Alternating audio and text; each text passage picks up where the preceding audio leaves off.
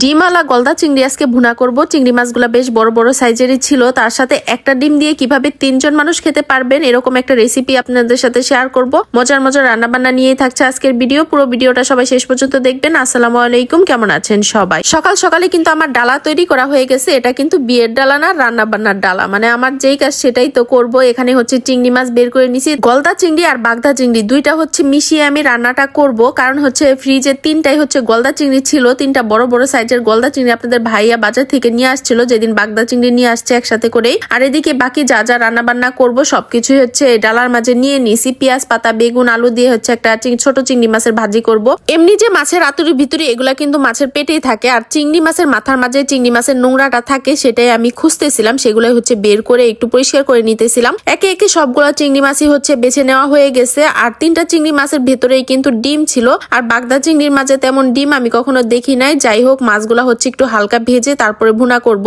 আমার পছন্দের মাছের মাঝে হচ্ছে ইলিশ আর চিংড়ি, এই দুইটা মাছই আমি অনেক বেশি পছন্দ করি। ছোট ছোট যে দেশি চিংড়ি মাছগুলা, এগুলা দিয়ে যে কোনো ভাজি ভর্তা সবকিছু খেতেই কিন্তু অনেক বেশি ভালো লাগে। আর গলদা চিংড়ি বাগদা চিংড়ি এগুলা বেশিরভাগ আমি ভুনাই করে থাকি। তো এখানে হচ্ছে ভুনা করার জন্য মশলাটা ভালো করে কষিয়ে নিছি। ভেজে রাখা যে চিংড়ি মাছগুলো আছে সেগুলা মশলার মাঝে দিয়ে তারপরে হচ্ছে রান্নাটা করে নিব। সামান্য পানি দিয়ে দিছি, এটা হচ্ছে একদম শুকিয়ে নিব। আমার কাছে মনে হয় কি মাছ রান্নার মাঝে চিংড়ি মাছ রান্নাটাই সবচাইতে সহজ, আর রান্না করতেও কিন্তু খুব একটা সময় লাগে না। বাকি মাছগুলা রান্না করতে যতটা সময় লাগে। এদিকে দেখেন ভুনাটা হয়ে গেছে, উপরে কিন্তু সুন্দর তেল ভেসে আসছে। এখন হচ্ছে কড়াইটাকে আবারও বসিয়ে দিছি। এদিকে ভাজিটা করার জন্য নতুন আলু বেগুন আর হচ্ছে পেঁয়াজের কলি দিয়ে ভাজিটা করব। এদিকে এটাও কিন্তু চিংড়ি মাছ দিয়ে রান্না করব। এটা আবার হচ্ছে দেশি চিংড়ি মাছ। এই চিংড়ি মাছ দিয়েও ভাজিটা করলে মাশাআল্লাহ অনেক বেশি ভালো লাগে। চিংড়ি মাছ যেহেতু আমার সবকিছু দিয়েই ভালো লাগে। আপনারাও কি আমার মতো চিংড়ি মাছ অনেক বেশি পছন্দ করেন? অবশ্যই কিন্তু কমেন্ট করে জানাবেন। আর এদিকে মশলাটা চিংড়ি মাছের সাথে ভালো করে একটু কষিয়ে নিয়েছিলাম। তারপরে ভাজিগুলা দিয়ে ভাজিটা এখন রান্না করা হয়ে গেছে।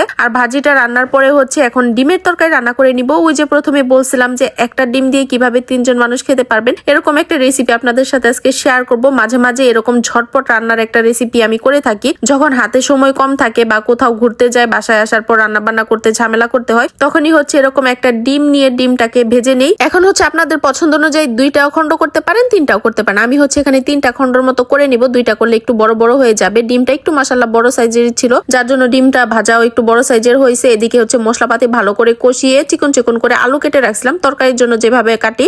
আলুটা মশলার সাথে ভালো করে কষানোর পর এখানে ভেজে রাখা যে ডিমগুলো আছে সেগুলো দিয়ে দিছি। তারপর পরিমাণ মতো পানি দিয়ে দিছি। হয়ে গেল 3 জনের তরকারি। এটা কিন্তু অনায়াসে 3 জন মানুষ আমরা খেতে পারবো। আর তরকারিটা রান্নার শেষের দিকে হচ্ছে সামান্য একটু ধনিয়া পাতা দিয়ে দিছি। এতে করে তরকারির কালারটা অনেক বেশি সুন্দর লাগতেছিল। আর তরকারিটা খেতে এমনি তো আমার কাছে সবসময় অনেক বেশি ভালো লাগে। আর আজকে কারেন্ট ছিল না, যার জন্য রাইস কুকারে ভাতটা বসাইতে পারি নাই। চুলার মাঝে ভাতটা বসিয়ে দিছি। এদিকে ভাতটা হয়ে যাওয়ার আগে কিছুটা ভাত ছিল, সেটা হচ্ছে দিয়ে তারপরে হচ্ছে এদিকে মারটা গেলে নিব। আমার কাছে মনে হয় কি শীতের সময় গরম ভাত ছাড়া কোনো কথাই হবে না। রাইসার পাপা আসার কিছুক্ষণ আগেই হচ্ছে আমি ভাতটা চুলা থেকে নামাই আর একদম গরম গরম ধোয়া ওঠা ভাত প্লেটের মাঝে নিয়ে আর এদিকে এই যে চিংড়ি মাছগুলো রাইসার পাপাকে দিয়ে দিলাম। মাশাআল্লাহ খেতে এত মজাদার হয়েছে।